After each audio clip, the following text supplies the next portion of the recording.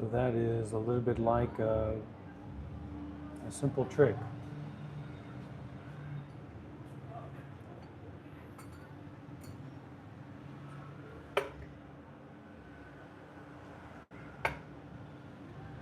That the power of our ability to get what we really want. And what we really want is not to suffer.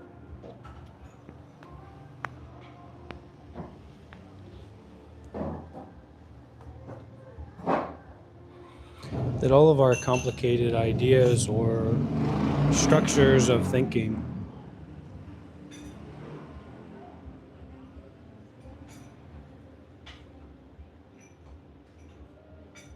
it's kind of like holding a complicated tool or a complicated key to open up the door to our freedom or to the end of suffering. If it's very complicated, it can take more and more time, can be more and more frustrating, more and more difficult, more and more confusing.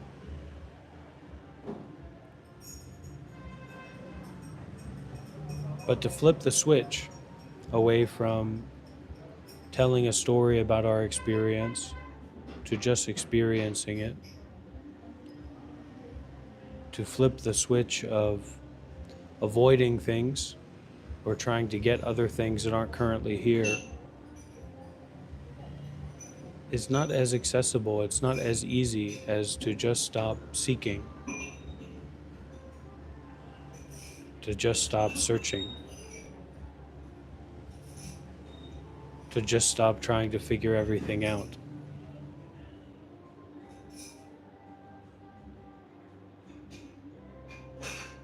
So look at how complicated life can be. Maybe look at how complicated your life has been at different times or in different situations. And then look at how simple life can be if you just see it as it is right now. If you see life as it is, that's deeper than thinking about things. That's deeper than a philosophy about life. And life itself has all the answers. Life itself has everything that we need to be free from the suffering.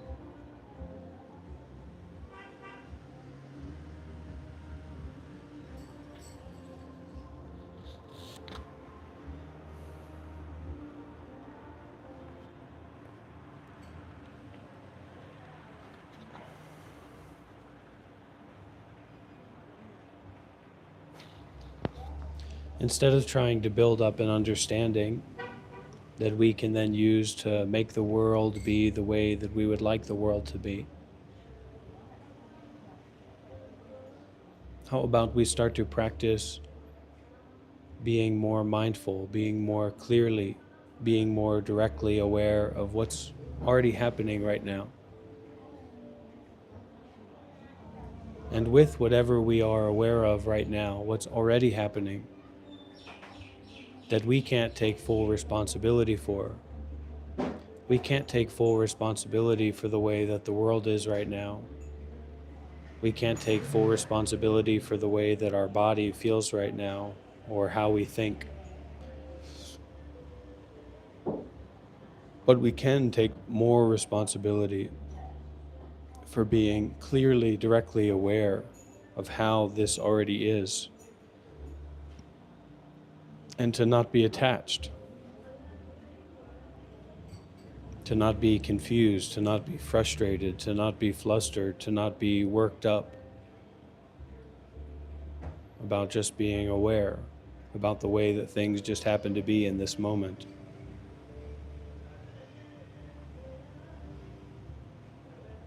We have a tendency to be convinced by other people, and we also like to convince other people. So we may want to be convinced that we're right. And so advertising or some kind of coach or some kind of spiritual teacher may want to exploit that. may want to give you more tools and reasoning for you to believe that you're right. And in the same way, kind of the other side of the coin is that we also want to convince others that we are right, that our thought is right. We want others to be convinced of what we are convinced of, don't we?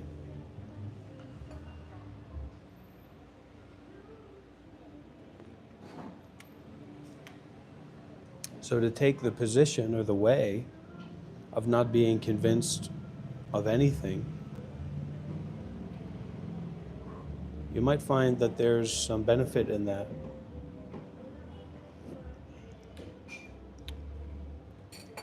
Some benefit in not believing anything.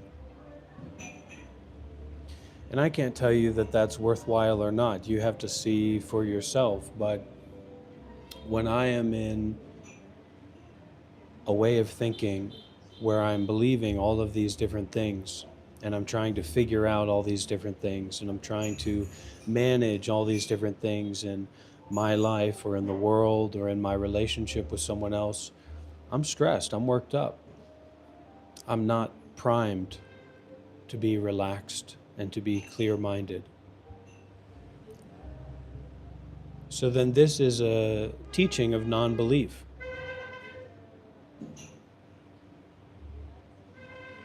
To not believe anything at all. To just be fully and completely and totally aware.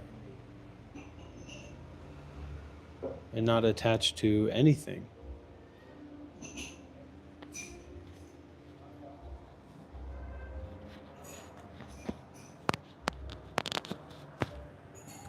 And if we don't feel like we are able to practice that,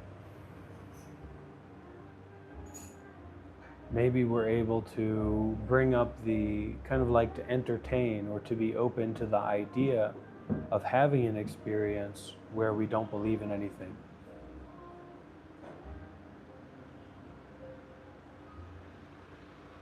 For me, for myself personally, that seems very accessible. Uh-oh. I didn't know we had some settings there. For me, it seems to be very accessible. It seems to be very simple to not believe in anything right now. It seems to be ordinary to not believe in yesterday. It seems to be ordinary to not believe in tomorrow.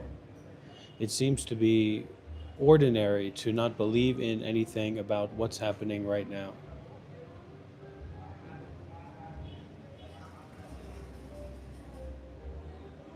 But if I'm trying to get something out of this, or I'm trying to control this experience, this moment, this environment,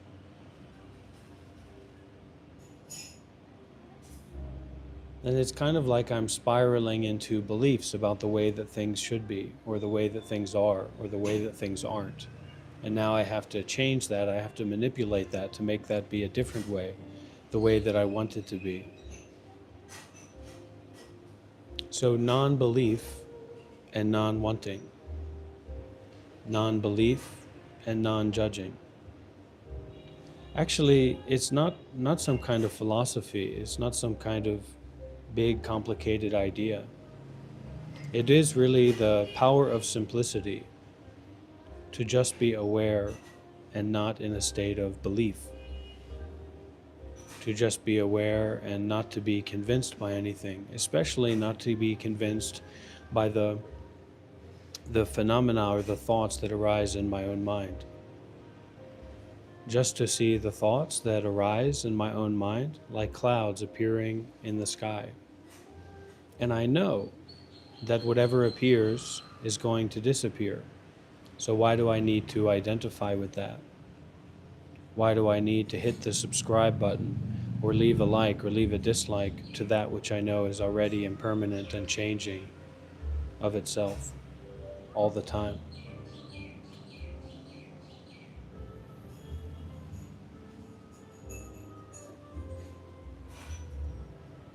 So to kind of have a revolutionary moment every day,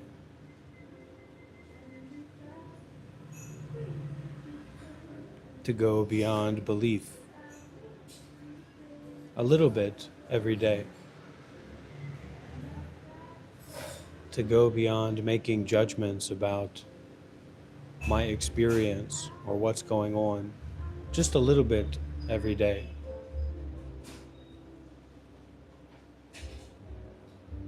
Trust is something that we offer. It's a gift. It's not something that's guaranteed to give us some certain result. So practice the generosity of trust in the way that you can right now. Not just to trust a person,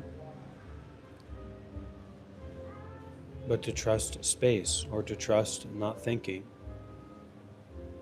or to trust not believing in anything.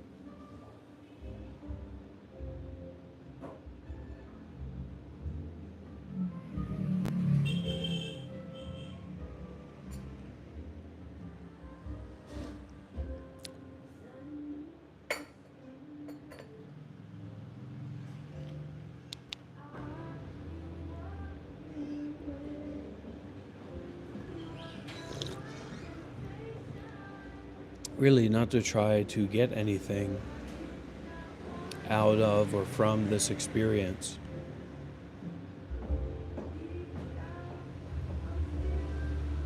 but to be more and more deeply, more and more fully, more and more completely aware of this experience as it is.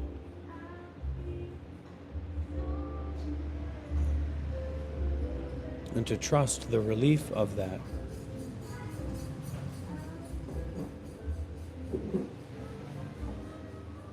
To trust the totality of this experience as it is without belief.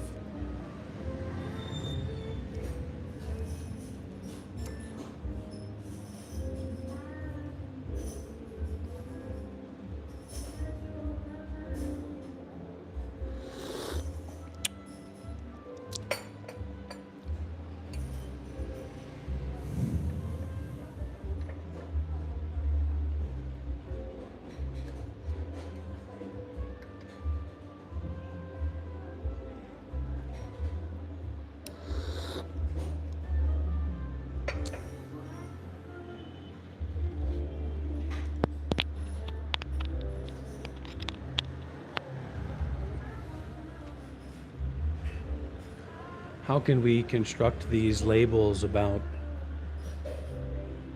ourselves and the people in the world when all we have is this moment?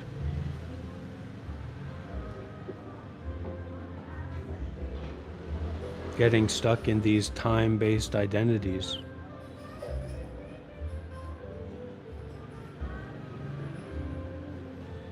These story-based movies. Movies are good. Anime is good. TV shows are great. Some of them. But most of the time, I don't want to be watching a story. I don't want to be watching a movie. I don't want to be in a state of belief. I just want to be fully in touch with and aware of exactly the way that things are right now. And like, if I look to sensations, physical sensations, so this is like a neutral physical sensation. You could even call it a boring physical sensation. It's not pleasurable, it's not unpleasant, it just is. But the isness of this sensation is not something to believe in, but something to be aware of. And being aware of the isness of this physical sensation is also to be aware of how impermanent it is, how changing it is. It's not some solid thing. So I could say that these are my impermanent, neutral sensations. You can try it too, impersonal sensations. Sorry, I spoiled the joke, I spoiled the teaching. The my is ridiculous. You know, war is exciting, violence is exciting, trauma is exciting, fear is exciting, anger is exciting, tons of non-practical, complicated thinking jumping all up together is exciting. So this life isn't just about heat or excitement. Yeah, so emphasize relief and calmness in the present moment without trying to do something to generate that. There's plenty of relief in just being. There's plenty of calmness in just seeing, in just hearing, in just breathing.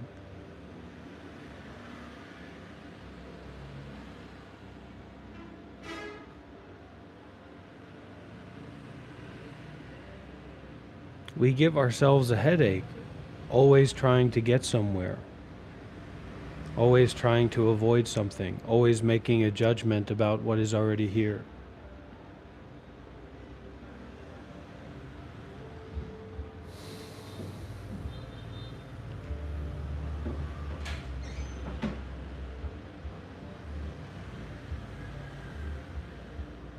Not to give too much importance to if people agree or disagree with you or with me.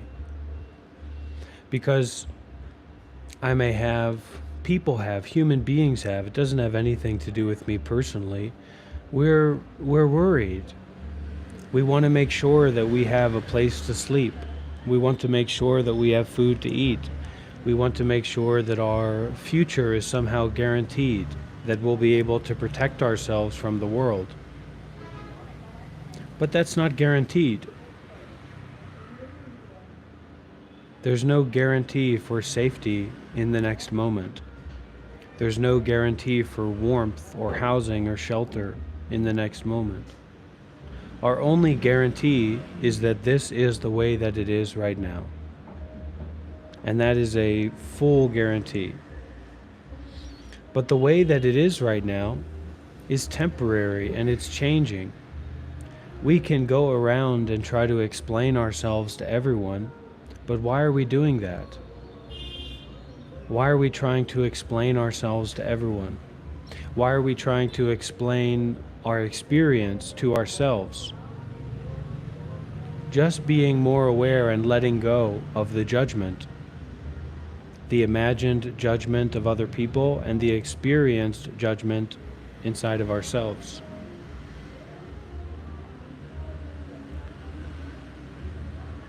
Okay, thank you very much, Bats Daylight, for the donation. It is better to donate on PayPal. YouTube takes less of the money if you donate through PayPal or any other means. And then we get into this topic of generosity, or this topic of giving. And giving is just like listening. It's just being open. It's not about having to do something or not having to do something. This duality of having to do something and not having to do something is very, very stressful. So finding your center, find your center here and now. And then from that center, you can give, listening, or you can share your experience. Share something deep and meaningful that's not just stuck in this world of action and reaction.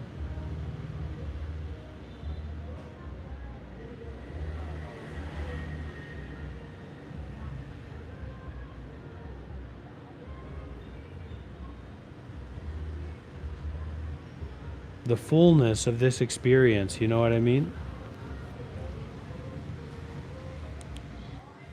Simple is not really like a story that we tell. Simplicity is the framework of our mind, like the perspective of our mind, the way that our mind is. Everything can be simple if you're not complicating it. So you have to get out of the way of awareness. You have to get out of the way of awareness. It's okay to be gay. There's nothing wrong with that.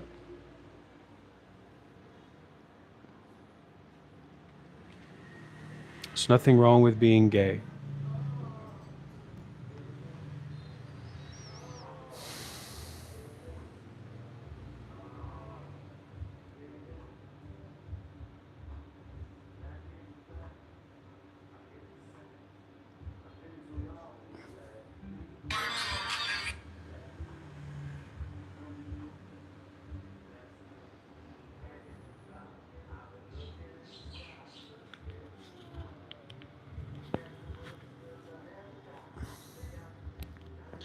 If you don't want to be gay, that's okay. If you're okay with being gay, that's okay too. What's not okay is if you make yourself suffer unnecessarily. And how that becomes okay is by seeing that it's unnecessary for us to do that. A lot of the suffering that we experience and go through is unnecessary. A lot of the judgments that we make, a lot of the anger that we have, a lot of the fear, the desires that we chase after, or the complicated thinking that takes over our mind is completely unnecessary. So building up a relationship with awareness means that more and more things become clearly unnecessary for us to get involved with, for us to get confused by, for us to be worried about, as human beings, not just the people here in this room.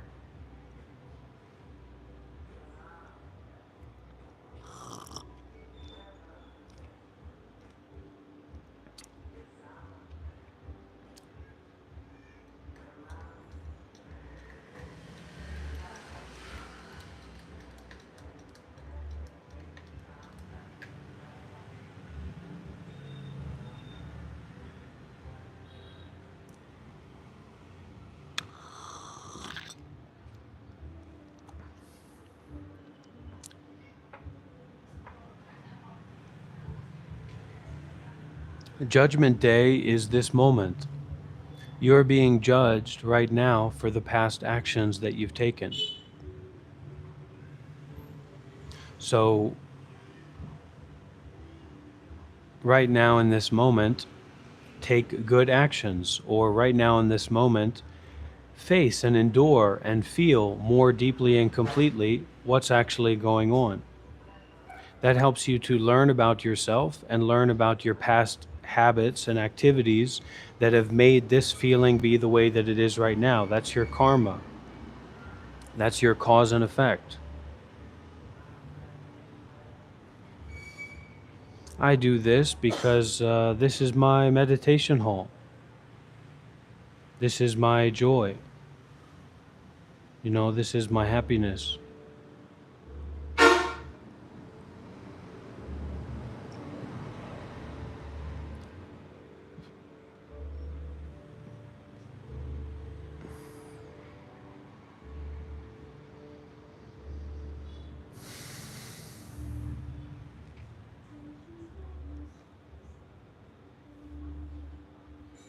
I was born to be bald, and I can accept that without thinking about it. So acceptance is kind of natural. Acceptance is kind of easy. It's just that we don't prioritize our acceptance. We prioritize seeking and avoiding. Make it so that in this moment, there's not anything for you to seek after. Make it so that in this moment, there's not anything for you to avoid. And that brings you to this kind of pinpoint or this arrowhead of awareness, and allow that arrowhead of awareness to strike you and to be really deeply aware of your suffering or your experience right now. We've been trained by the powers that be to just think all the time.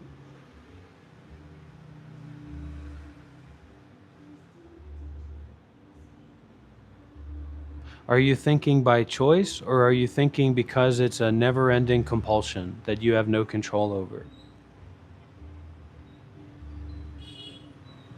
And if you're not thinking by choice, maybe you should take a step back from your identification with those thoughts.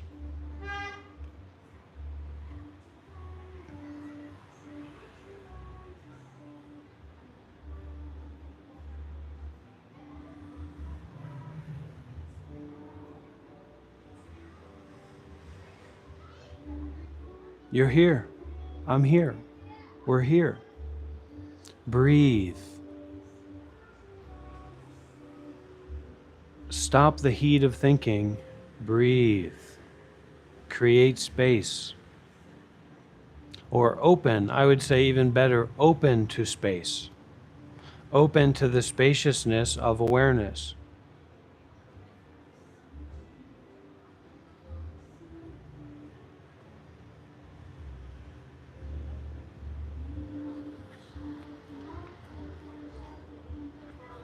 We may have an idea. We have an idea about ourself. We have an idea about our ego.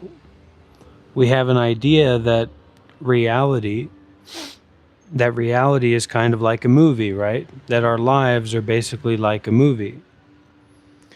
But look at what we're comparing life or reality to. We're comparing life or reality to something that's completely and totally fake, that is not at all authentic or real or grounded in reality. Movies are fake from top to bottom.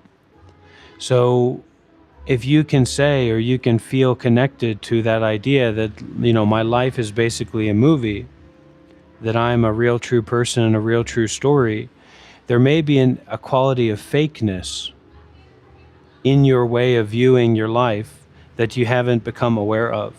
So this isn't a teaching about like not believing in yourself, but actually stepping back from the compulsion to think about things in a certain way and to be more aware of the way that things actually are, so that your thoughts can be more clear, more wise, more precise in relationship to reality. That's not easy. No pain, no gain.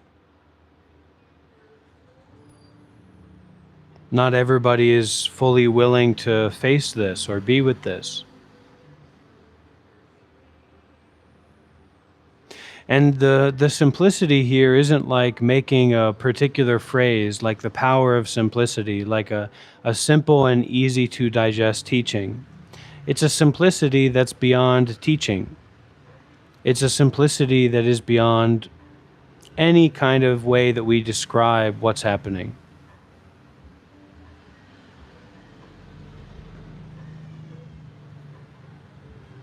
Anxiety is your wake-up call that you're not connected enough with your body. You're not enough of a friend to your body. When your heart starts beating fast, that's your friend saying, hey, give me some attention, spend some time with me.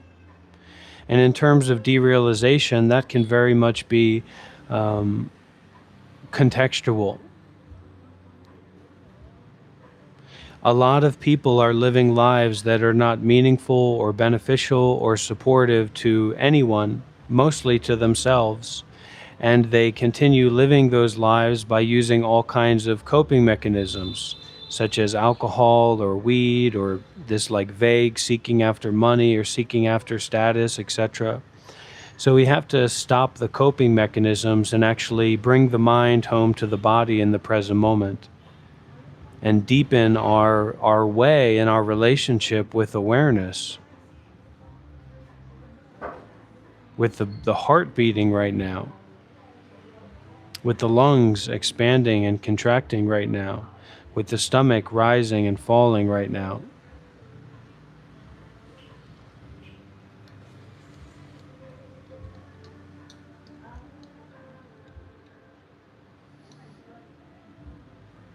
Okay, don't kill bugs, don't kill scorpions.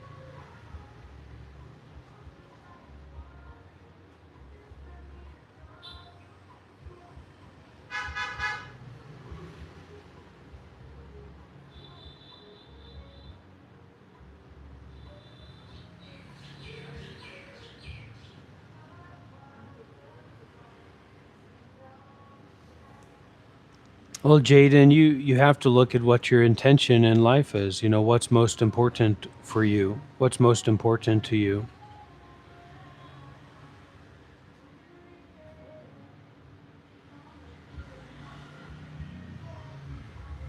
You're not guaranteed anything in the future. You're not guaranteed anything about the way that you think about the past. So we have to not just try to make money or not just try to have success in our business or something like that. We have to try to have success in doing good, in helping others, and being generous, in being connected to our real selves, our true self. And so you cannot find your real self or your true self anywhere outside of this moment right here, right now. And that's not some kind of quote to put on your wall. That is coming home to this moment, to this experience, and sustaining that coming home, sustaining that being with awareness of direct experience, lovingly, kindly, curiously, wholeheartedly, not with any kind of justification or discussion. This is a practice that you're either willing to do or you're not. There's no discussion. You have to take responsibility for your own mind and going beyond it if that's your interest. To actually look at your mind itself, to look at fear itself, to be with the way that you feel when you feel that way, 100%. To stop being afraid of feeling afraid, to stop being angry about feeling angry, to stop being confused by being confused, to stop continuing thinking about things just because you happen to be thinking about things.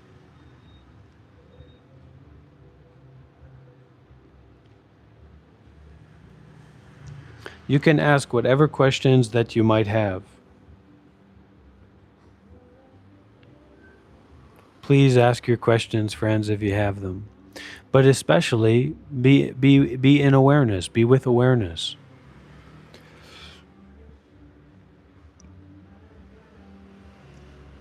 It's not about me thinking my words cut deep. This is just my happiness to be here. Just because you don't understand something doesn't mean that something is not understandable. And that has nothing to do with me or you or this situation. That's just a pointing out, a teaching. Just because you don't understand something doesn't mean that it's not understandable, doesn't mean that other people don't understand it. We have to know how to detach from our own understanding, because sometimes our own understanding can only take us so far in terms of where we want to go and how we want to develop. So if we don't know how to detach or to let go or to not hold so tightly our own understanding, it's going to be very difficult to listen and be present with so much of life that is not stuck in our understanding.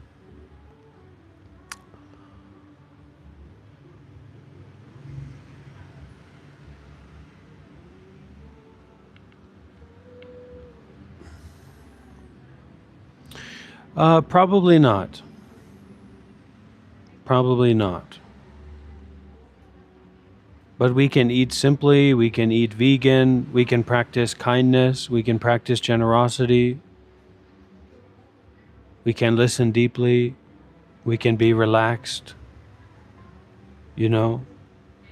We don't have to be stuck in a game where we're trying to do something or we're trying to get something, or we're kind of like competing with other people. Just let go of competing.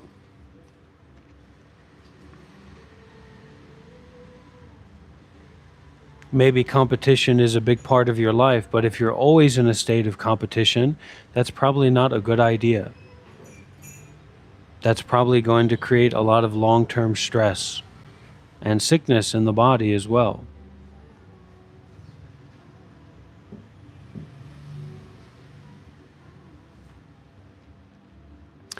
I always tell people who want to be wealthy, match your generosity with your development of wealth as you go along on the way. Because if we just hoard wealth and we hoard possessions and we hoard power and we hoard authority and we hoard our experiences, we're actually going to find ourselves to be overburdened with that weight and that heaviness of trying to hold on to what we've already gotten. But you can't hold on to anything. You know, people are thinking about becoming a millionaire. You can't even become a 2-dayaire. This day, this moment is all that we have. In reality, like a sword that cuts through nonsense, like a sword that cuts through complicated thinking, like a sword that cuts through our impractical ego. And it doesn't mean that we have to think about death all the time, but there's this quality of awareness, there's this quality of depth where we understand that literally, actually, tomorrow is not guaranteed to us because we've already been born.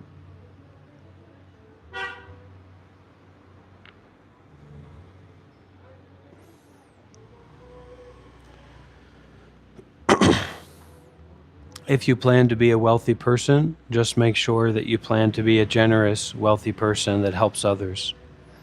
But usually it's very easy to get lost along the way if we actually start to become successful.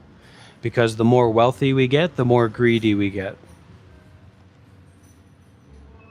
I don't think that's very nice, Philip. Maybe take a time out.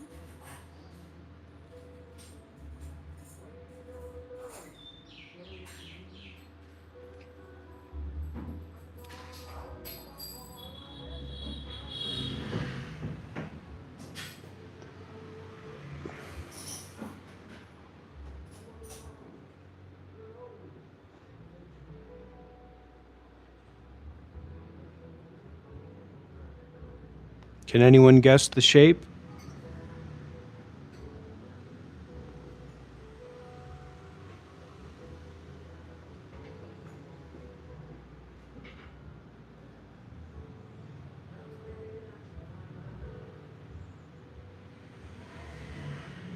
Can anyone guess the shape? Let's get some W's in the chat, everybody. Let's get some energy in here. Let's get some movement in here. Come on, everybody. W's in the chat. Oh, somebody already got the right answer. Let's see if anybody else can get it. I was a monk for 7 years, but I'm not a monk now. W's in the chat, everybody. Leave a like if you haven't already. No, we're not trying to hustle to make money, you know, because there's a way of looking at life that's not really in the past or the future. It's just in the here and now. It's like a meditative way of being with life. It's okay to be gay.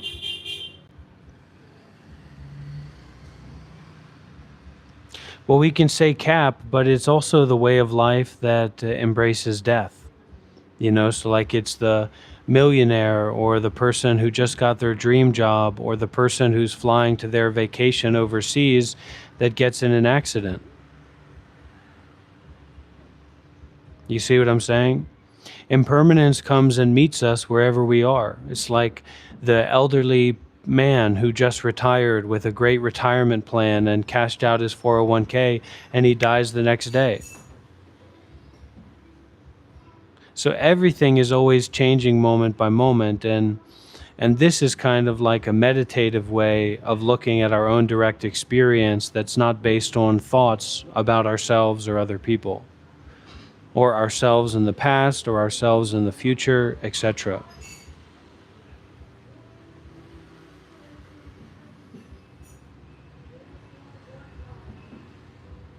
%. That's very insightful, Opinion Day. So let's talk about two people. Hold on, we're getting a little bit out of control here. Let's talk about two people. One person is a millionaire. They're the best looking guy in the world. They're the strongest, the fastest, the coolest. They speak all these different languages. They've got private jets, they've got private cars, etc. They're the most famous, coolest, strongest, fastest guy in the world. And guess what? They're depressed as all heck.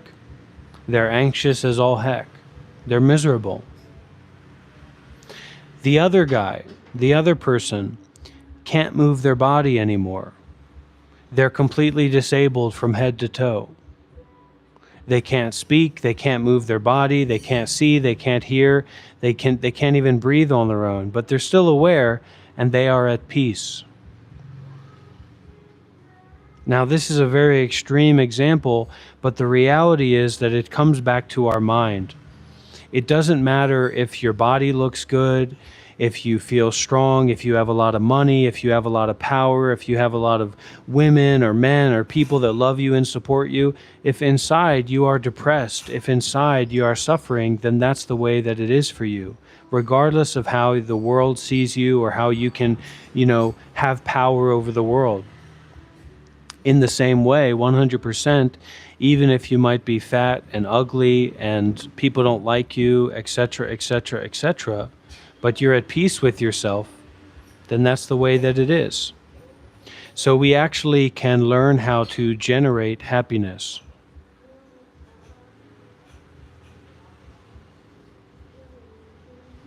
Sometimes a smile can actually help us generate happiness. Very, very good question, Henry.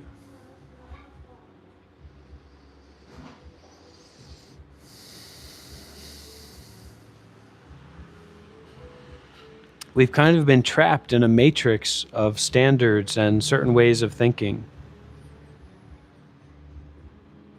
We've lost our ability to generate happiness, and now we're just consuming all the time.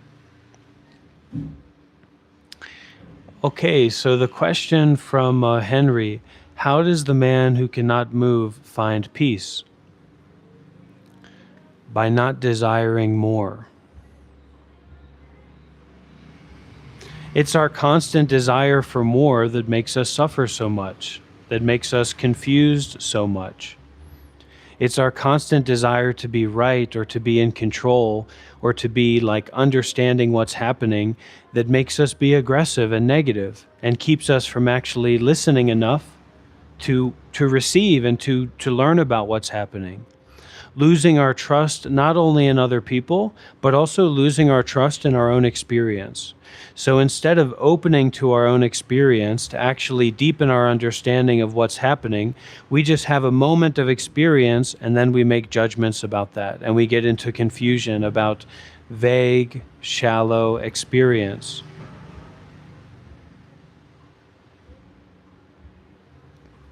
We've lost our birthright as American citizens.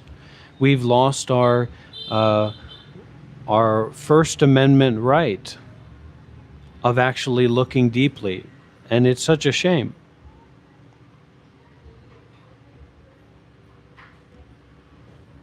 How far do you want to take being free is up to you. But for me, I want to take that as far as I can. And that freedom, because I've been traveling the world, I've been studying with meditation masters and living as a monk and attending intensive meditation retreats at monasteries for years, for 10 years. And what I found is that there's no freedom that exists higher or greater than the freedom that I can find right here and right now within myself that's not about the outside world. Not about if people like me, not about if people understand me, not about if people support me or don't support me. But to actually stop seeking, to actually stop trying to figure out life and myself and other people, and to actually be fully aware.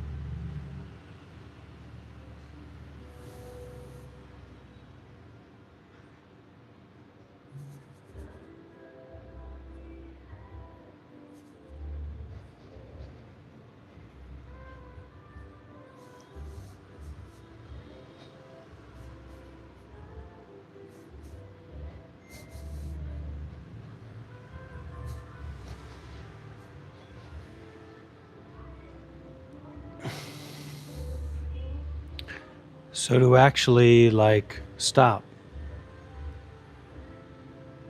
and just be aware. Not think about what our mom's doing, not think about what our dad's doing, not think about school tomorrow, not think about the mistake that we made yesterday, but just to stop.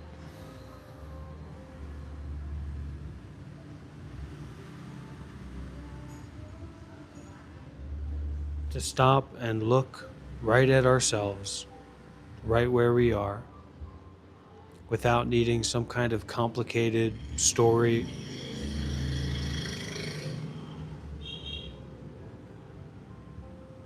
Storyless, thoughtless. And it's not about this, what I'm saying, being profound, or me being a special person, or, you having an opinion about it, or me teaching something.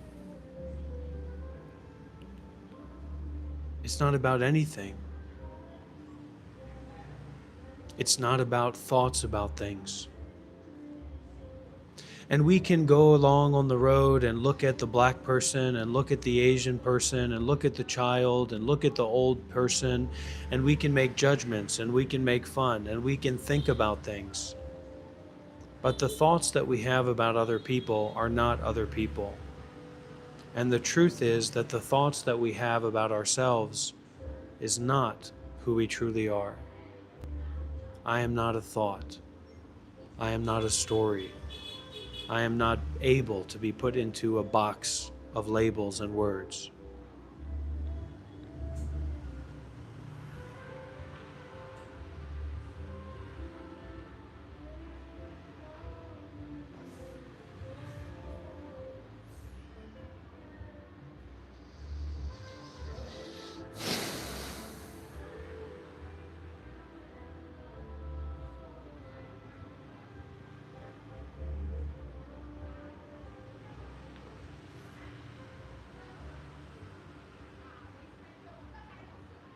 Why are we constantly labeling things? Why are we constantly giving so much importance to if our ego likes something or if our ego doesn't like something?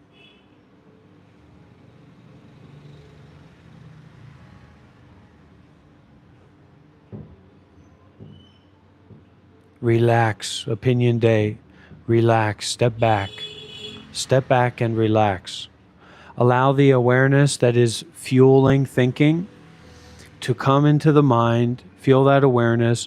Breathe in deeply. Allow that awareness to come into the whole body and the whole mind, and step back from the body and step back from the mind. Just aware.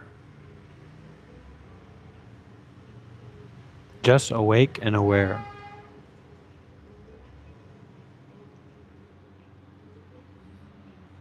That's pretty funny.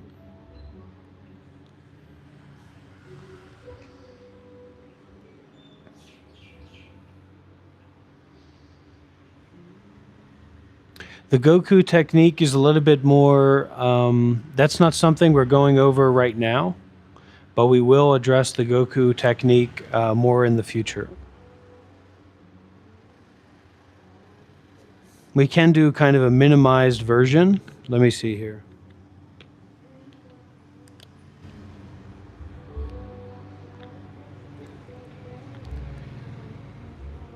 People of Earth, give me your energy.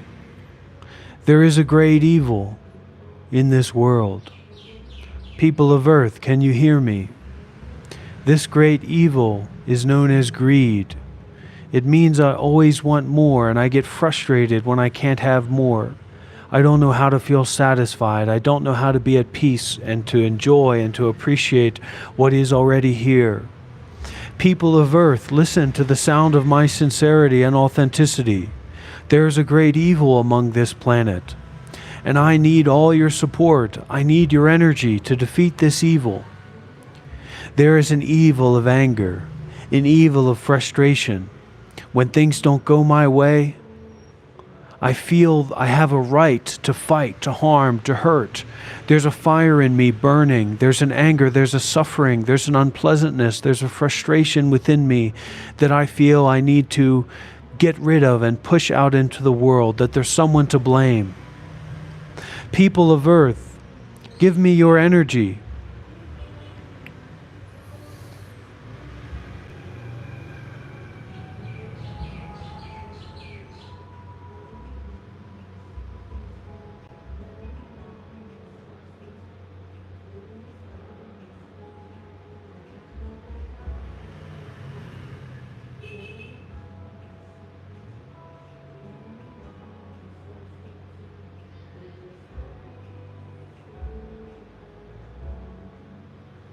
People of Earth, give me your energy. There is a great evil in this world. It is the evil of the complicated thinking. I think so much all the time about people, places, and situations. Complicated stories and thoughts about the world around me and the world within me.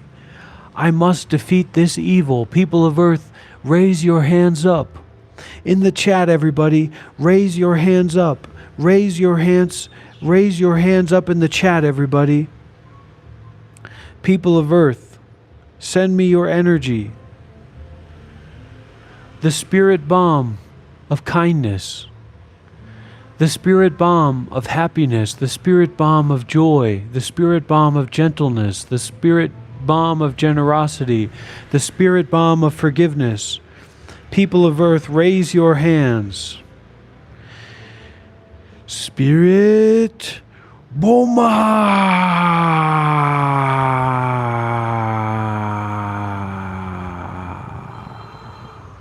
Spirit Boma.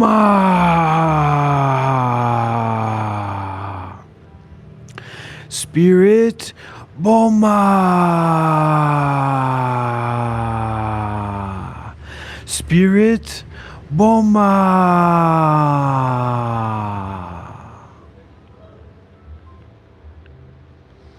Just remember, that's a spirit bomb of kindness. That's a spirit bomb of gentleness.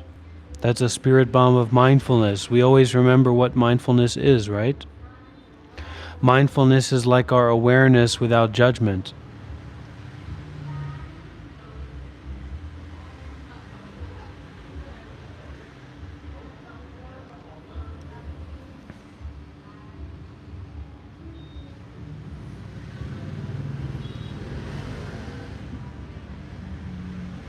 I don't like mushrooms. I don't take mushrooms. Actually, mushrooms are one of the best things for us to eat, but not mushrooms with the psychedelic chemicals in them.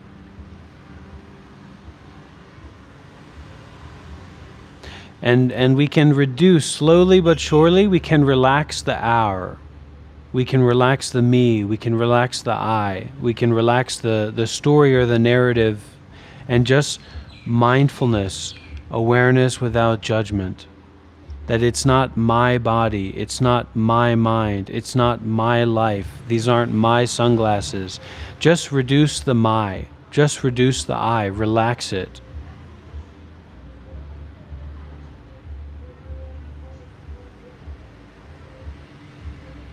Good, sup alive, very good, I'm proud of you. Be strong, okay? I'm here for you guys also. No, we're not taking any psychedelics here. We're not going to be smoking any weed here. We're not going to be getting drunk. We're not going to be getting high on the reefer, okay? There's no Discord right now.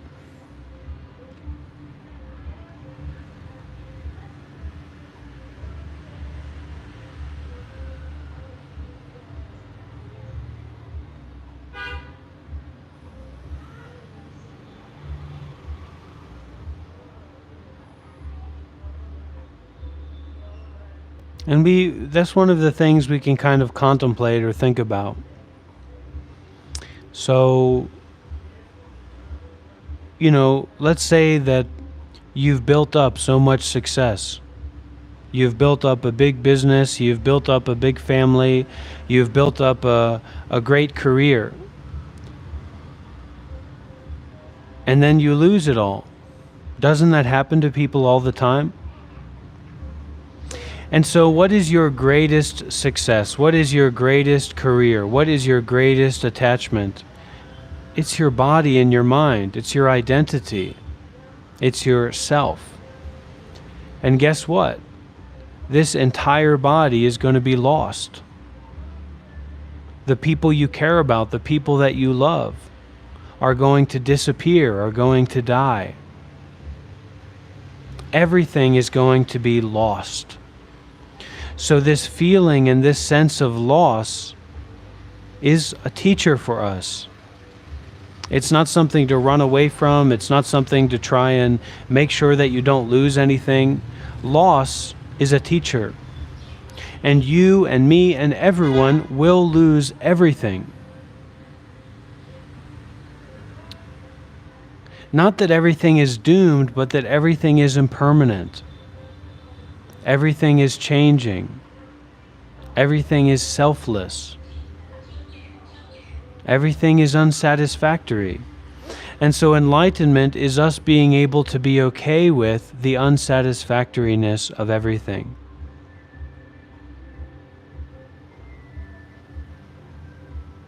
Letting go is okay.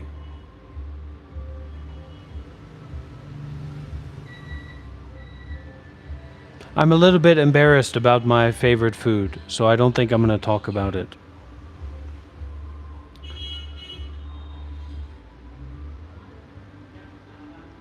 Just breathe.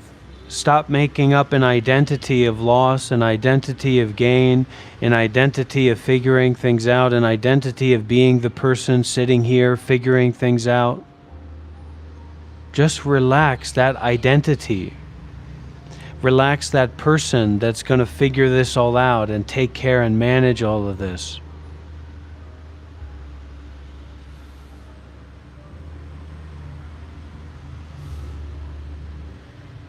Give up the manager's seat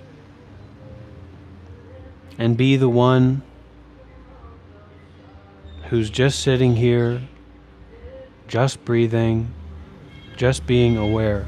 Our own mini meditation retreat. Definitely nobody's going to guess my favorite food.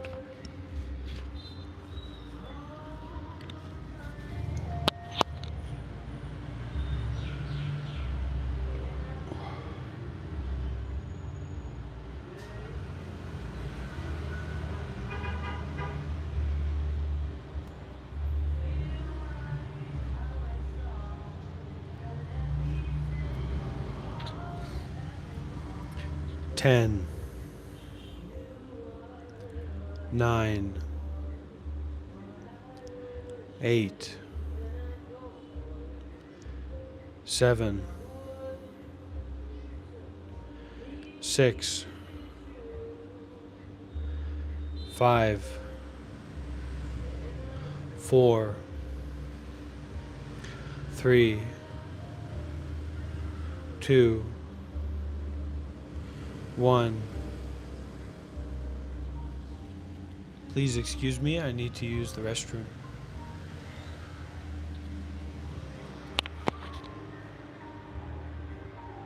Cheesecake is pretty good.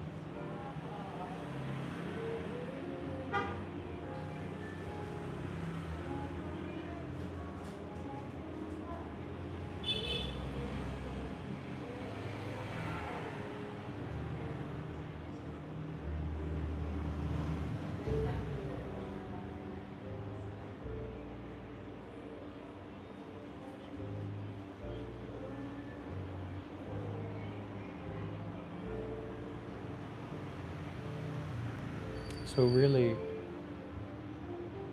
not to be shy about what we are experiencing inside of ourselves,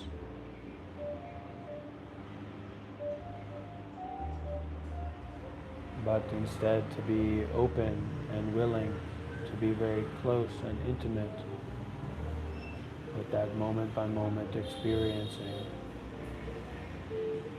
without holding on to, without fixating on, without trying to understand, but just being with more deeply than we've ever been with anything before. And to sustain that being with, to sustain that openness to our within, instead of getting involved with all of these things outside. We're also not even getting involved with the things that are happening inside, but instead looking closely, moments by moments.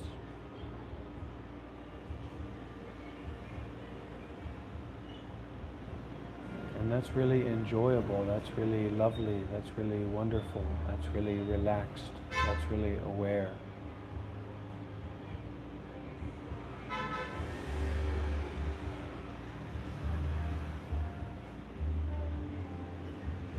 So when we close our eyes and meditate, it's the opposite of being asleep. We're more aware, we're more connected, we're more with reality and with the true mind than at any other time.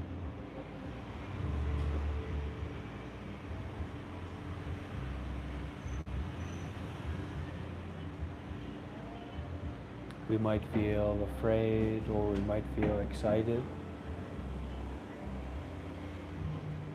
but that is actually a sign that we're going deep. We're getting close to our own mind.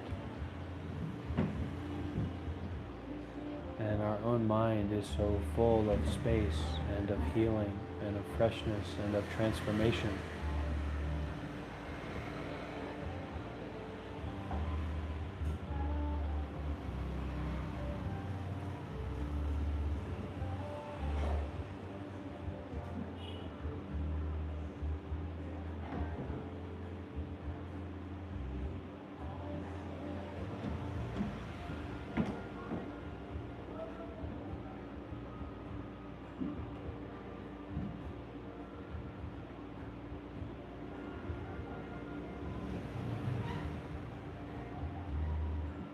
Breathing with that and embracing that 100%.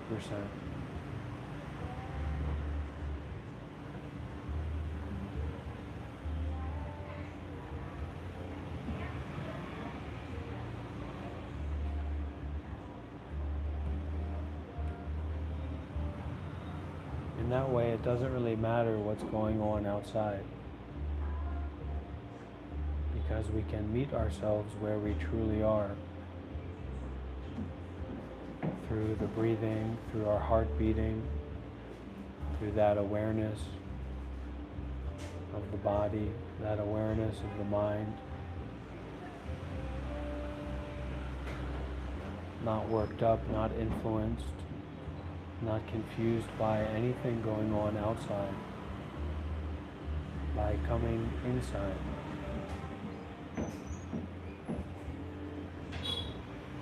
And being at home. With breathing and being aware, connecting with our body, noticing any tension or stress in the body, and embracing that with what we can call kindfulness, kind mindfulness, kind awareness, kind presence. So we give ourselves a gift that no one else can give to us.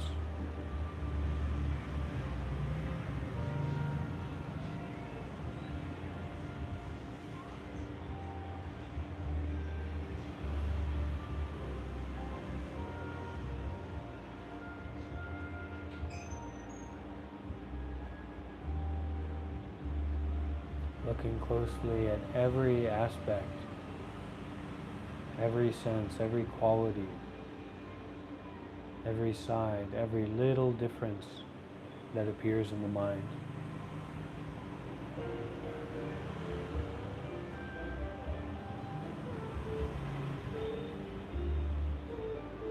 In that way, we can come together to practice meditation.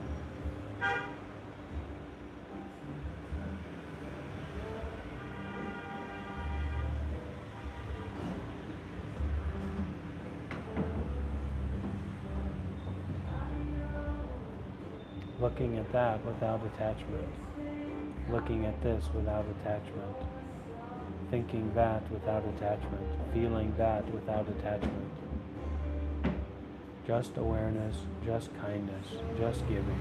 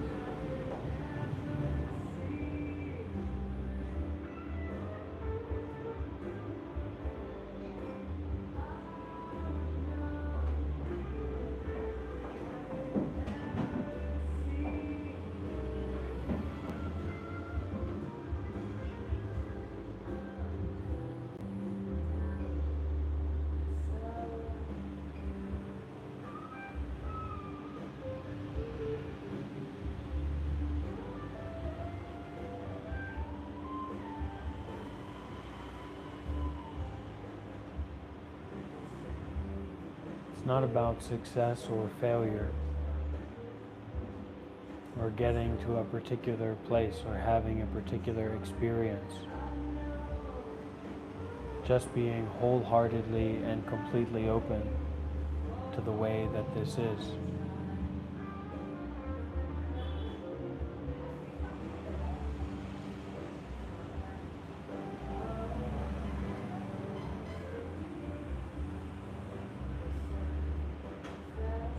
Really relaxed, really open, really aware, really not judging anything, really not seeking after anything.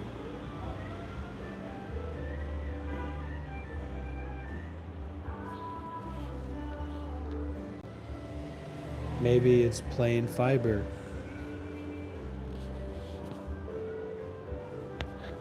Maybe it's underlying stress. Maybe we are afraid in some way. So we can learn how to be free from the way that it is by being open to the way that it is without judging it.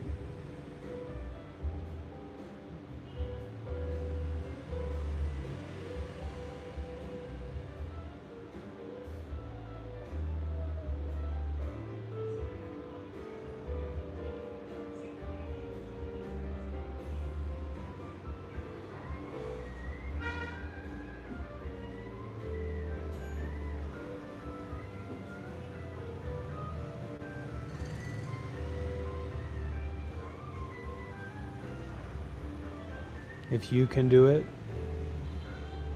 then do it. If you can't do it, then try. Try to let go of trying to do it.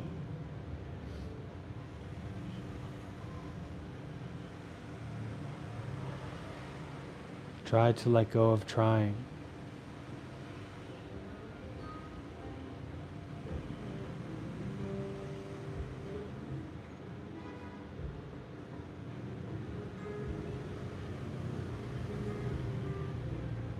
Break through the surface tension of the way that things usually are. Break through the surface tension of how you habitually think, or how you habitually act, or how you habitually react, and establish yourself in the depth of the heart. Establish yourself in the depth of the breathing. Establish yourself in the depth of awareness of the body. Establish yourself in the depth of the mind. And then enjoy. Enjoy awareness without attachment. Enjoy awareness without thinking.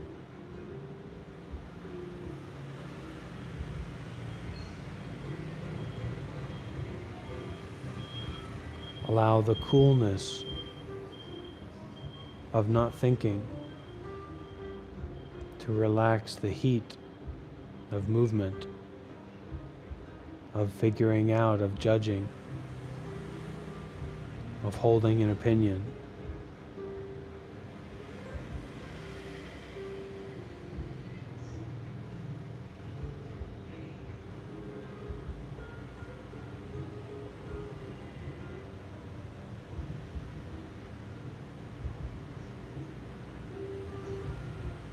I know you are there for me, and I am so happy.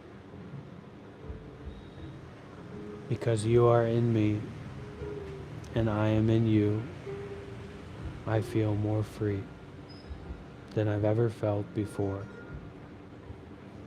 So this is not about trying to build something, or change myself, or change yourself, or to change anything, but to enjoy being safe and free together, with each other, together with everything as it already is, without needing to think about it.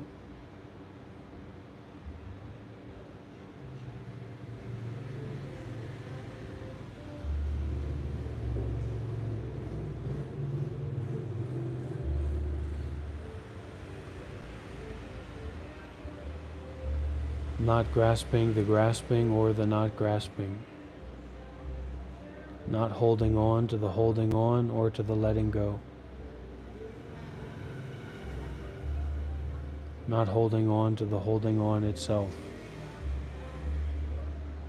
Let go of the letting go and the not letting go.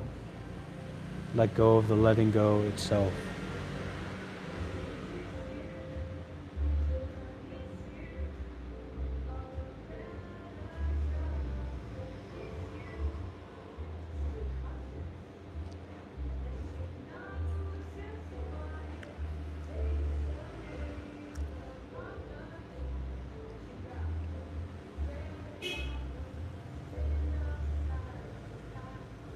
Betty Davis eyes.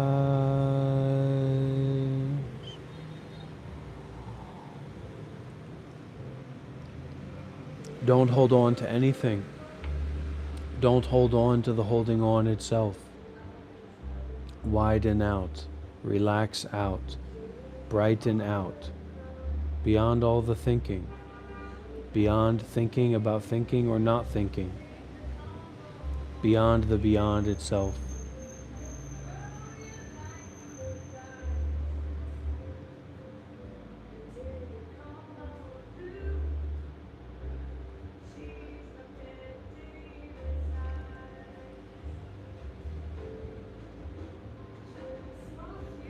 Don't think about thinking or not thinking.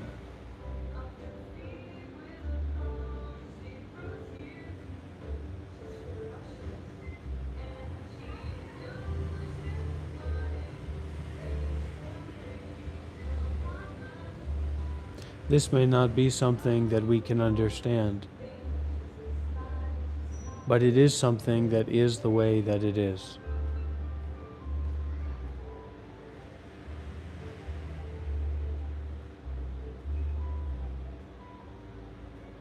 It's not about beauty or ugliness. It's not about rightness or wrongness. It's not about understanding or not understanding. It's not about Jesus or not Jesus.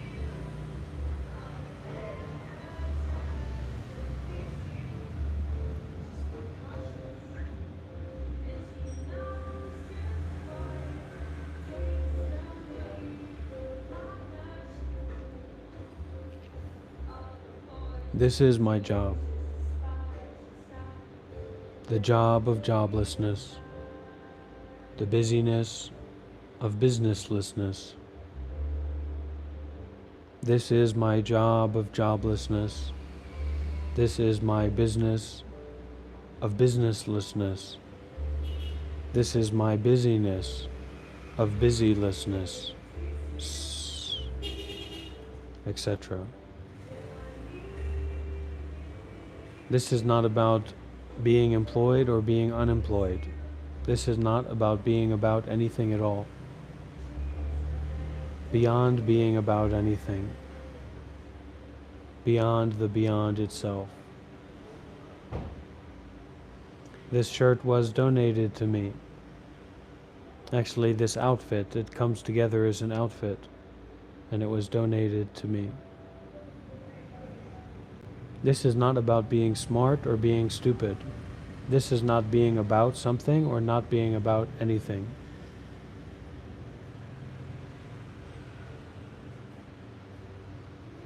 This is not about understanding or not understanding anything at all.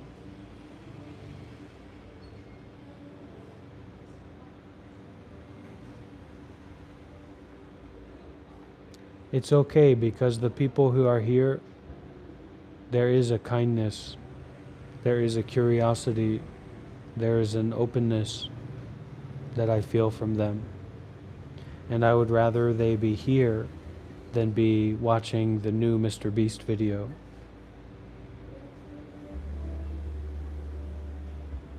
I'm the Mr. Beast of Buddhism. And I'm happy if the good ones and the bad ones and the smart ones and the stupid ones and anyone can be here.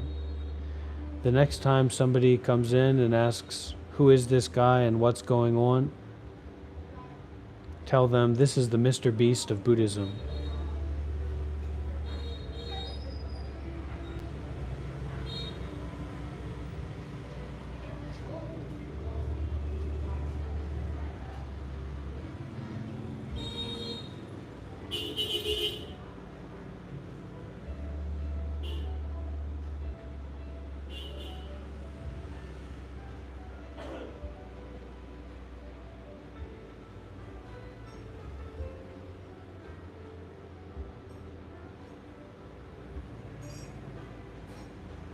This is the Mr. Beast of Buddhism.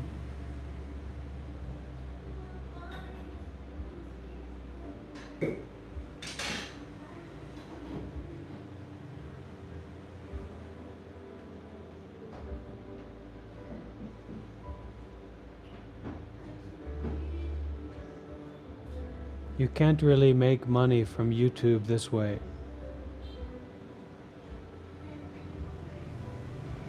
This is not about making money or not making money. Letting go of the obsession about money, even if just for a moment, just for a second, just for a minute, to let go of our obsessive thinking.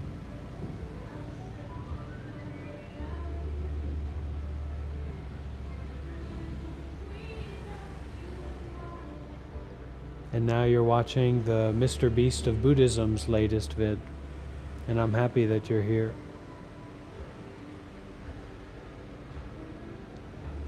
Sure, we can sing a song.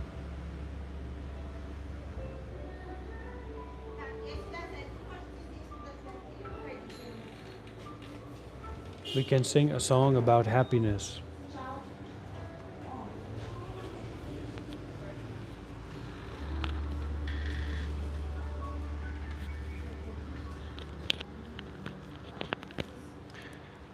Happiness.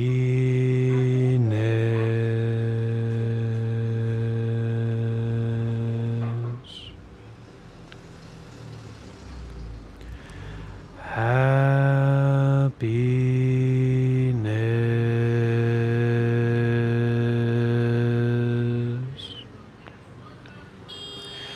Happiness.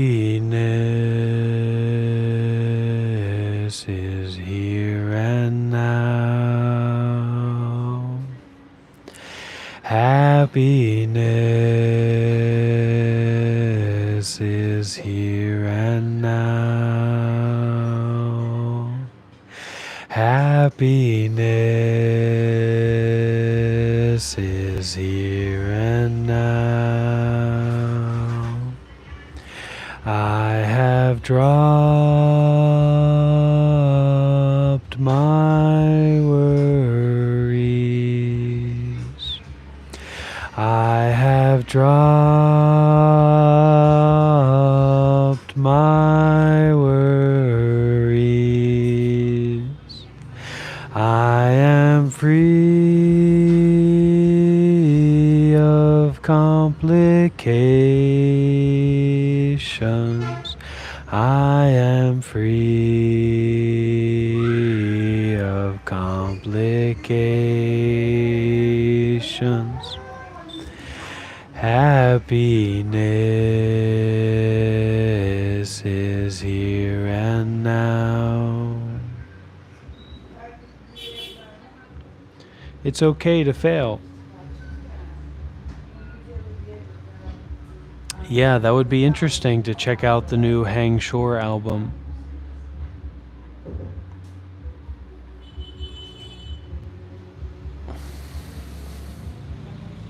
I'd rather be a failure than attached to success. And if I've been able to help people along the way, even if just a little bit, maybe all my failure is worth it.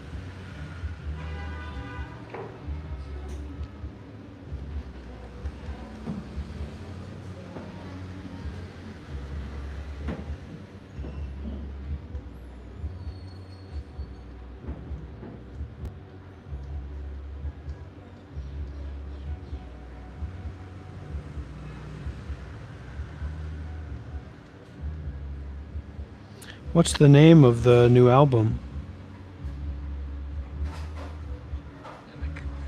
We turn to Medicine Master Buddha, the healing Buddha.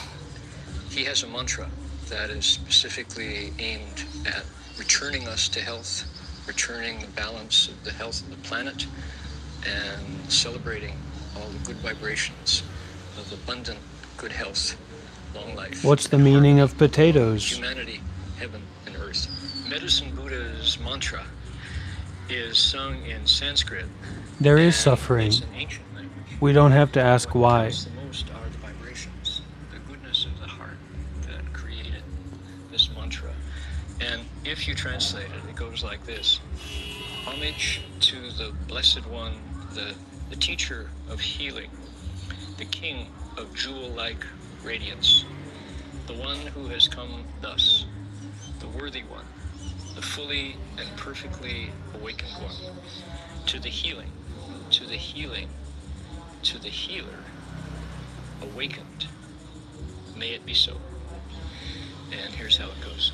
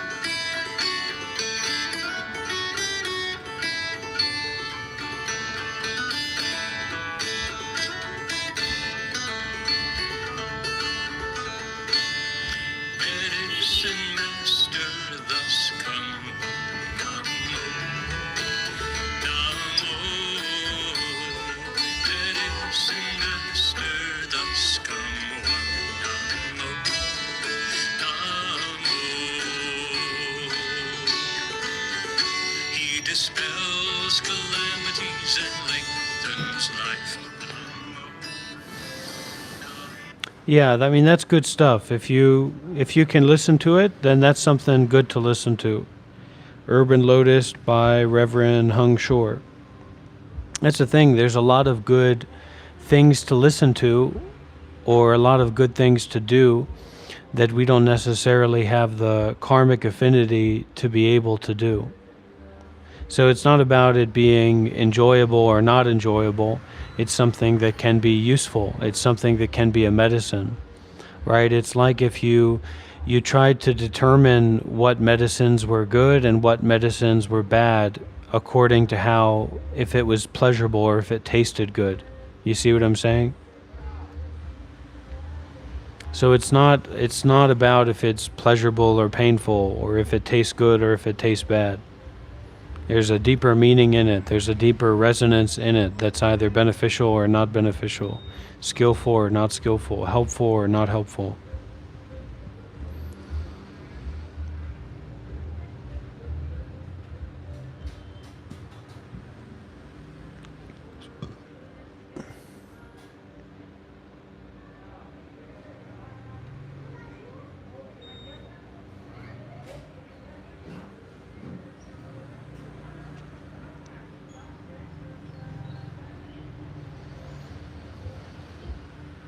So it's not really about what other people think of us, or what we think about other people, or even what we think about ourselves. There's an aspect of that, there's a part of that that's important. You know, you want to think good things about other people, you want to think good things about yourself, so that it's a workable situation. But life is just not all about what we think about it. And until we can see that and realize that, then we won't be able to go beyond our usual way of thinking about things. We'll keep ourselves kind of limited to our usual way. And that's right on the money, Dr. Za. That's why it's so good to have an album like that, music like that to listen to, because it's coming from a good source. It's coming from a very, very clean source. And we need more things like that in our lives that come from a clean source. A medicinal source.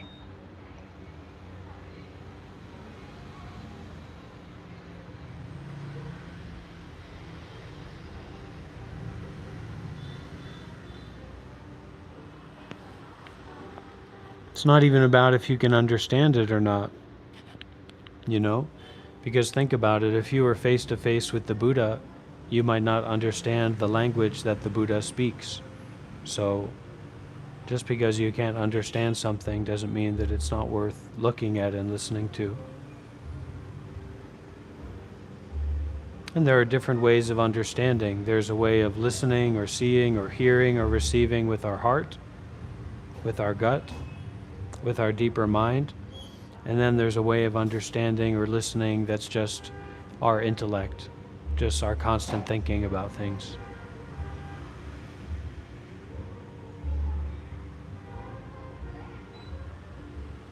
Because you might come across someone that actually has a very, very high level of wisdom or a high level of spiritual power, but that doesn't mean that they're like an entertainer. So a lot of people would probably prefer to come across Jake Paul or Logan Paul or Lil Wayne or Gucci Mane or some celebrity than they would to come across a monk or the Buddha himself. Because we're kind of primed towards being entertained rather than looking and listening to something that helps us to stop grasping and attaching.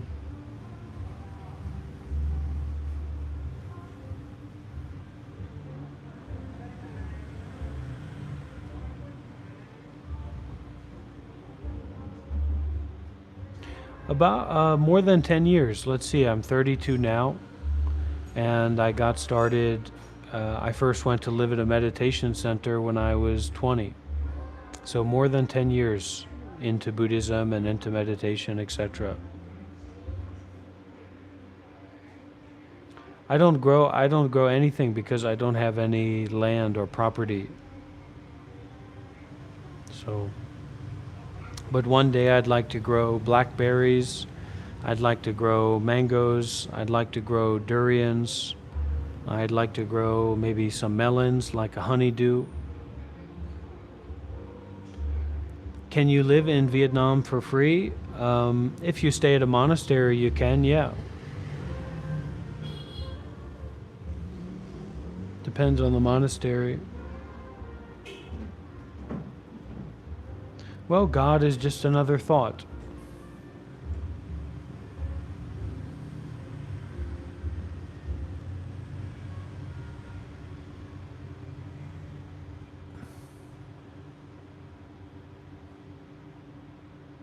A big thought,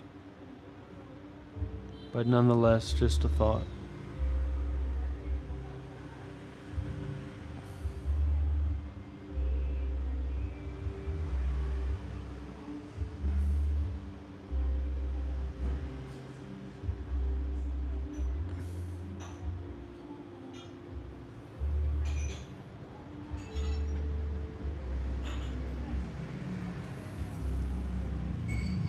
But I don't think that you could live in this coffee shop for free or at all. They probably don't let people live at this coffee shop, whether you're homeless or not.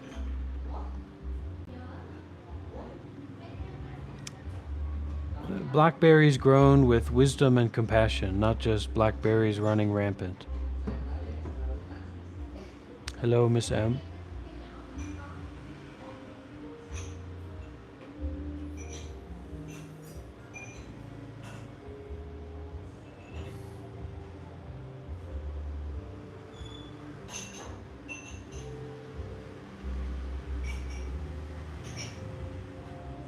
Good luck to you too, Alex. Welcome back anytime.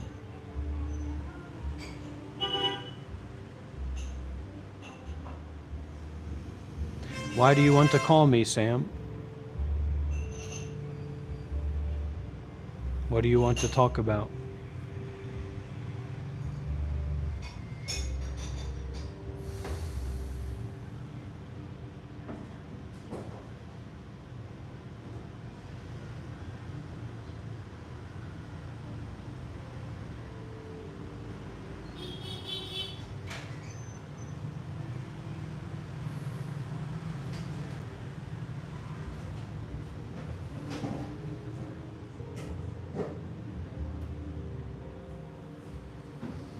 Don't drink a lot of tequila, that's for sure. Don't drink a lot of alcohol.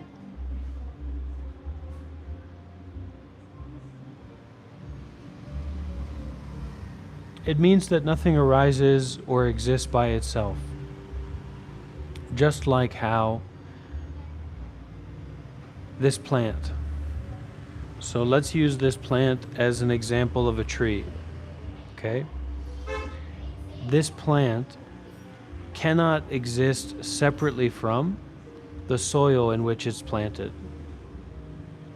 This plant cannot exist separately from the sun which nourished it to get to this point. So everything that is arising, even though it may seem to exist by itself, is in fact arising independently or codependently with everything else. So there's nothing that arrives separate from anything else, even though it can appear that way. I don't know if this is a potato plant or what kind of plant it is. Right now it's the plant of teaching codependent arising. And there is a literalness about this that is relates to reality or to wisdom or to insight. So it's not like because if you just look at it in terms of, okay, you believe that, yeah, that's just another belief. It's just another thought. But this is not about a belief or a thought. It's just a pointing out of the way that things actually are.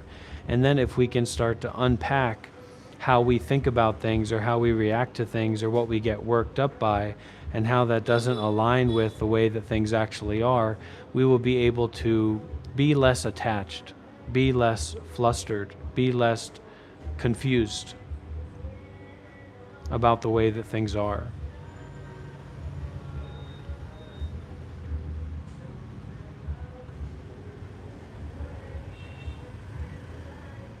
So a plant with the wisdom of codependent arising is itself the forgiveness of itself, because it is teaching, it is sharing, it is emanating its lack of self.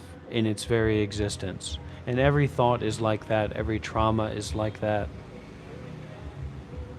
every suffering is like that. Every suffering, afflicted emotion that we have in ourselves can be a teaching.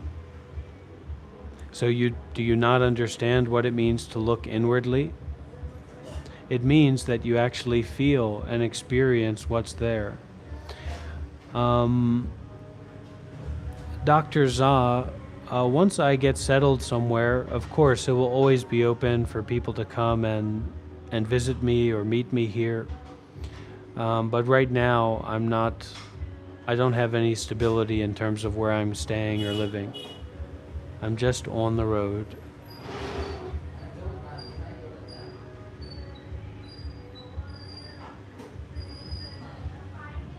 On the path. But the best place to meet me is right here where I am. In the now.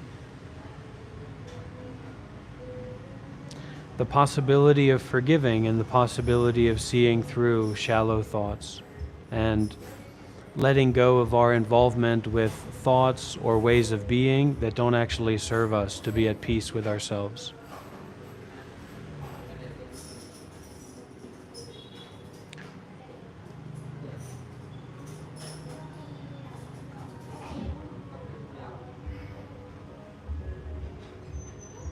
Investigate your suffering. Investigate what is there when you look inside. But to do that, you have to let go of your biases. You have to let go of your preconceived notions. You have to let go of this story that you're attached to about what this is before you can actually investigate and look at what this is inside of yourself. Not about me, not about, if I had a beautiful head of hair or if I was bald, it wouldn't matter. It wouldn't make a difference. You still have to look at what's within yourself. If I was super angry, if I was super crazy, if I was super confused, that wouldn't be an excuse for you to not deal with what is within yourself. You have to face what is within yourself directly. To develop, to grow, to evolve, to transform suffering. That's what you have to do. There's no other ways to go about it.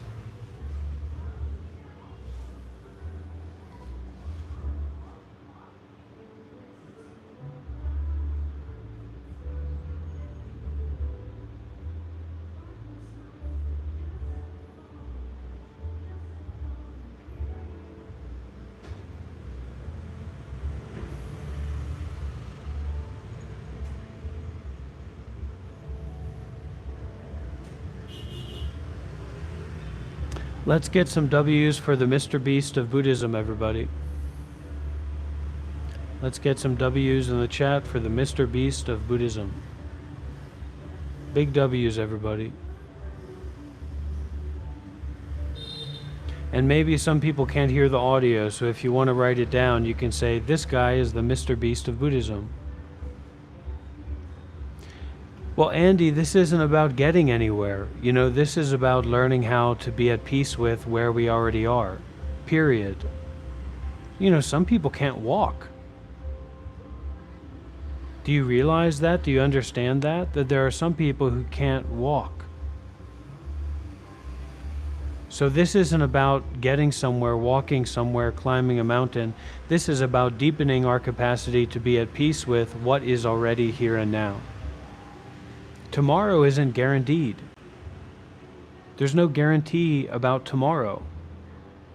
And as the great Zen master, Jewish Zen master Bernie Glassman would say after he put on a clown nose, that's just your opinion, man.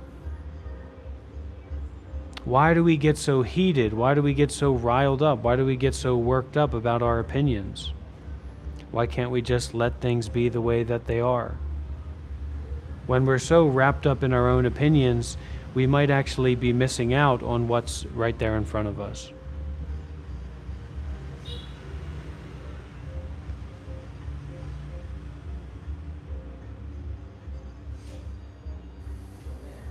True or not true? You know, we have all this money in our bank account, or we have this great job, or this big house, or all these different things that we have, right? But if you actually sit back and look at your life, what's there to buy? What relationship is there to hold on to? Where's the deed? Where's the spiritual deed for the ownership of anything at all?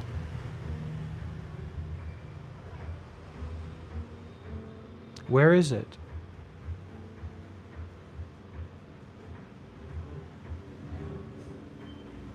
You don't have to worry about me cheating people because this is offered freely. This is received freely. This is not to save anyone from death or misery.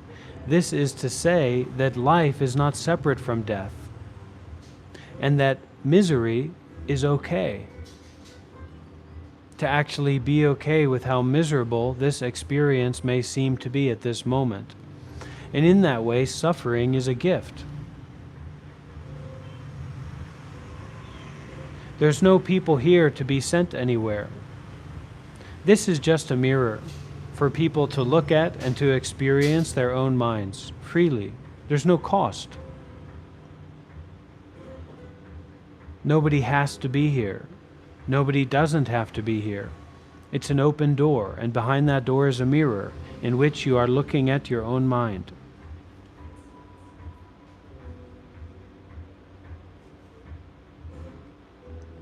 Feel free to give, feel free to make a donation, Andy, or feel free to let go and to leave.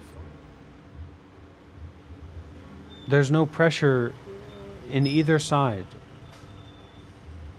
But I recommend that you don't do anything to harm. Harming is never a good idea. Being mean is never a good idea. Being aggressive is never a good idea. You know, there's always the story of the old sea captain who brought his ship up to the mountain in Scotland. And he built somewhat of a small castle around his ship. And one day there was a forager who came out of the forest, a Mongol, one of the Mongol horde. And that Mongol horde member threw a big rock at that little castle. And the sea captain threw a bigger rock back. And he gave that Mongol member a big concussion. So that Mongol member went back into the forest, and he came back with his army, and they overrid that castle. So the best defense is not a good offense. The best defense is letting things be.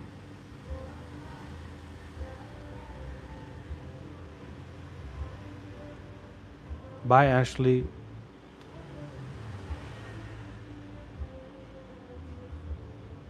Let the Mongol throw a stone at the castle.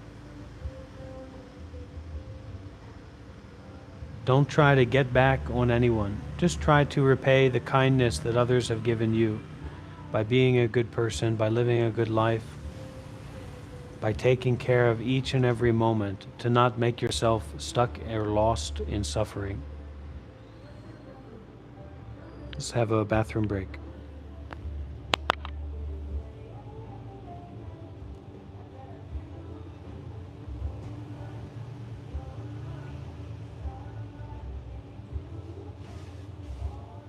Where did it go? Where did it come from? Look into the mind itself to figure it out.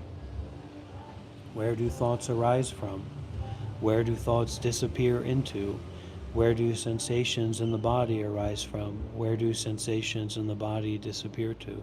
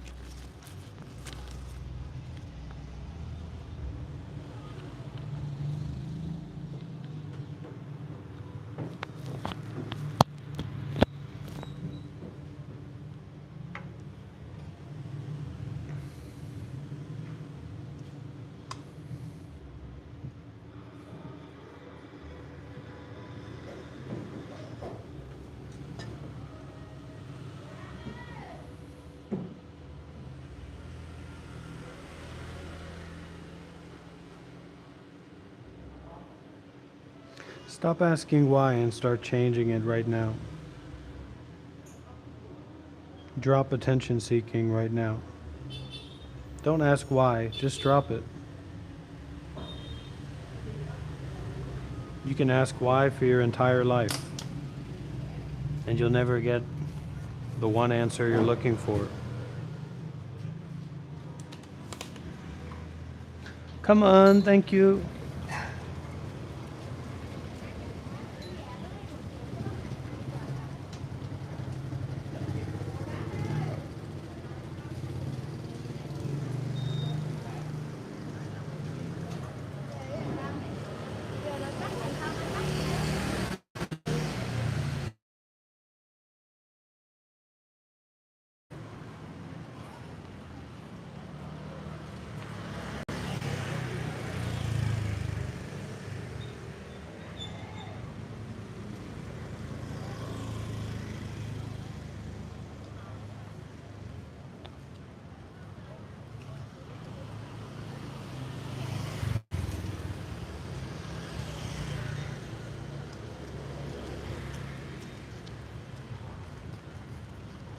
This is one of the things that we can do actually.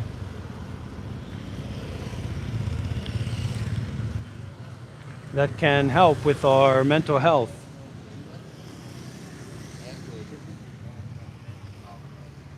And that is to walk around a little bit. Walk around a little bit without thinking about our life or about thinking about things happening. Just walking. That can be very healing and very transformative. That meme about touching grass, it's no joke. And sometimes touching grass means touching the pavement, and that's okay too. Sometimes we have to bite the pavement with each footstep. We have to let ourselves die. We have to let impermanence take place.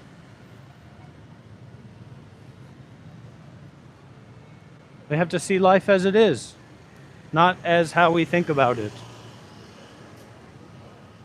If we can't do that, what's the point of living anyway? If we can't really be in touch with and in tune with life, instead of just our thinking, just the way we think about everything. I mean, what benefit do we really get from going around and, telling someone that we don't like them?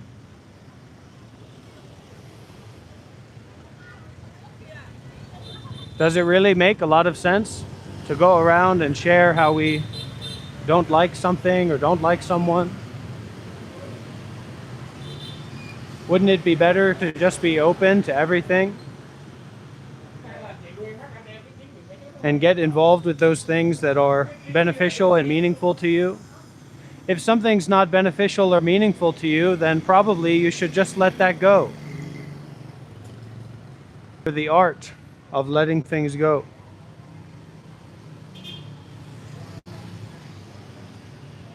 The art of not holding on to things. The art of not overthinking. And maybe eventually the art of not thinking about anything, not thinking at all.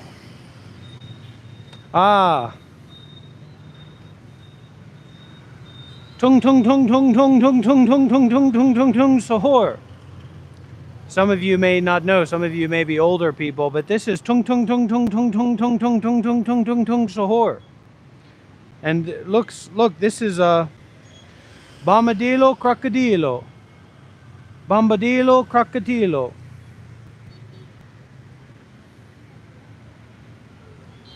And this is a banana monkey. That's not the right name, but anyway.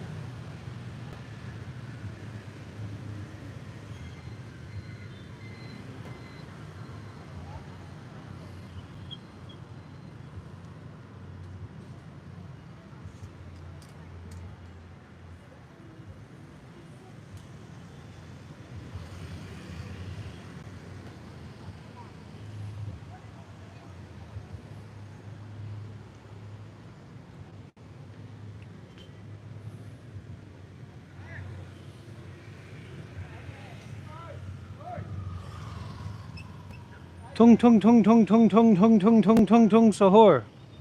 Very dangerous. Oof.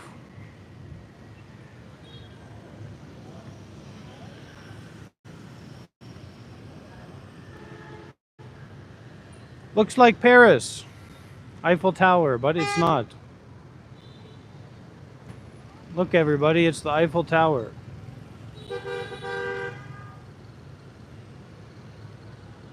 What did the Buddha say? The Buddha said being gay is okay.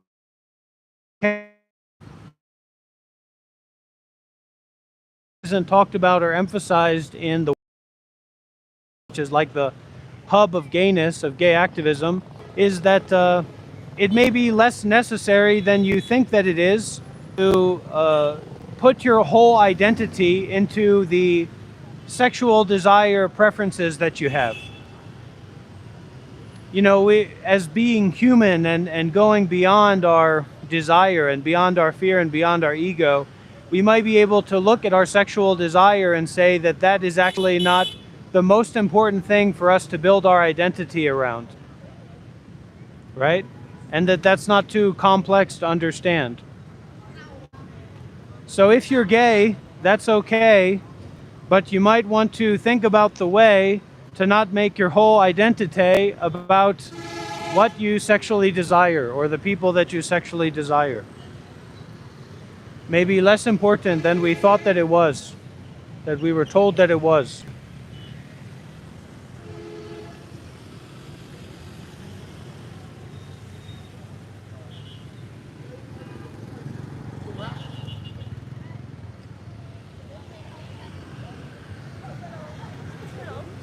Tung tung tung tung tung tung tung tung tung tung tung sahur.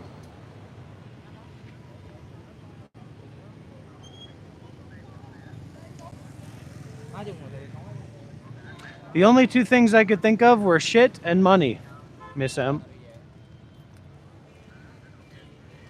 Well, you just shouldn't be masturbating too much. As much as you know how to get wrapped up in your sexuality, you should know how to not be wrapped up in your sexuality. As much as you know how to eat, you should know how to not eat, right? Otherwise, you'll be very confused and difficulty individual.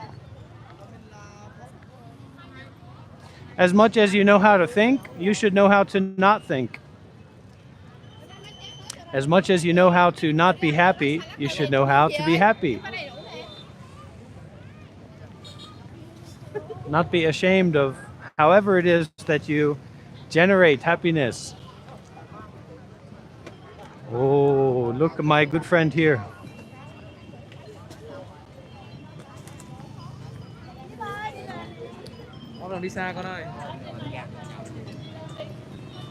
Chúc mừng năm mới. Chúc mừng năm mới.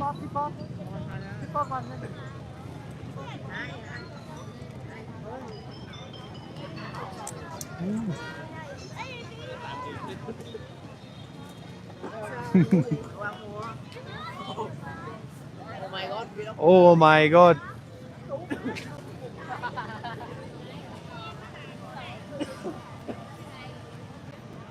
Oh yeah, I don't know.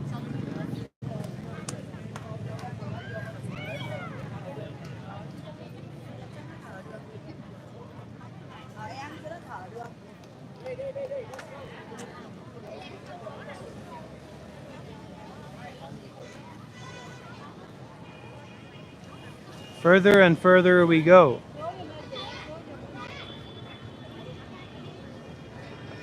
Into the unknown. Without expectations, without seeking for something.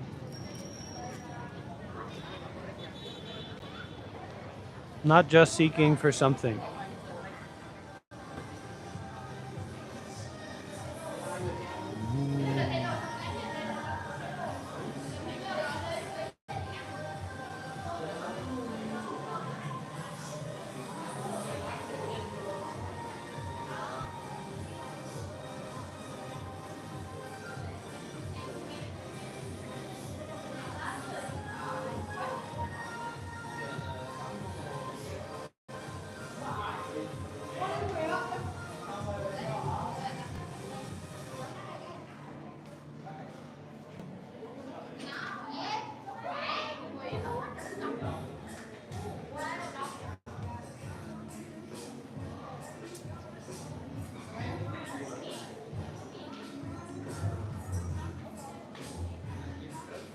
chúc mừng năm mới, chúc mừng năm mới. Chúc mừng năm mới means Happy New Year. But it's not the new year, so what does it really mean?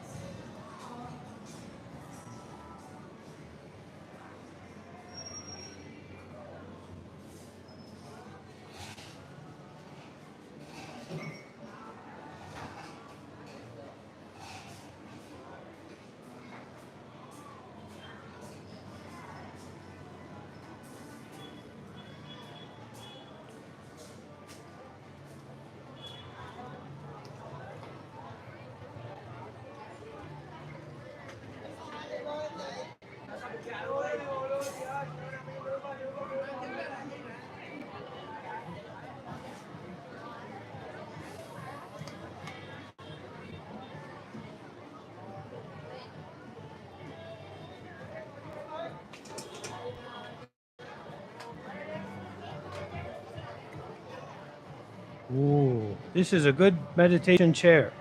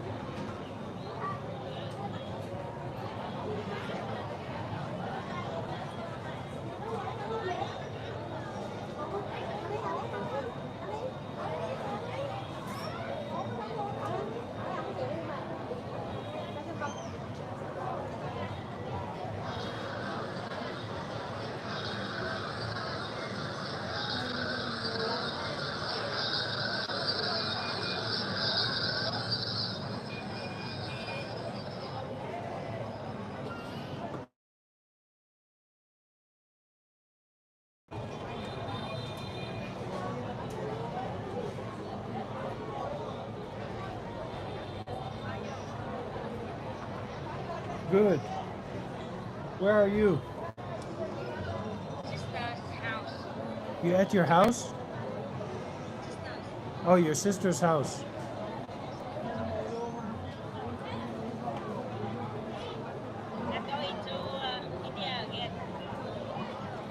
You going to India tomorrow? You stay in Bodh Gaya? Why? Why you go to Delhi? Huh? Horrible.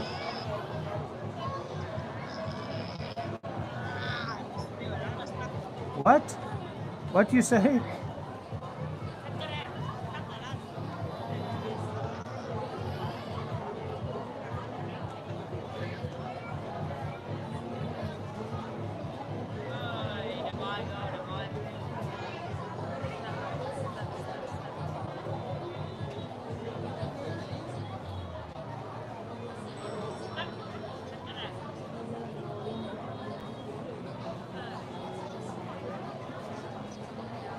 Where are you now? In Dalat. I cannot hear you because it's very loud here.